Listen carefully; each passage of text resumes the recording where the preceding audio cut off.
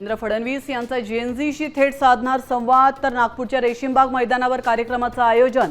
तरुणांचे प्रश्न आणि अपेक्षा मुख्यमंत्री जाणून घेणार।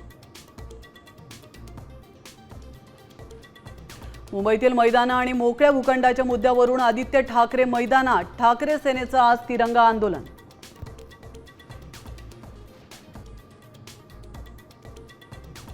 मुंबई महानगरपालिकेतील अंतर्गत वादाची भाजपच्या वरिष्ठांकडून गंभीर दखल, गटबाजीला खतपाणी घालणाऱ्या नेत्यांवर कारवाईची शक्यता, सूत्रांची माहिती।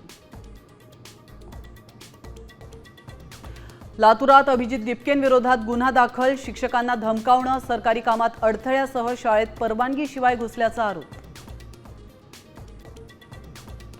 मुंबईच्या भुलेश्वरमध्ये गणपती आगमन मिरवणुकीत मोठी दुर्घटना, दोघांचा मृत्यू, 5 जण जखमी।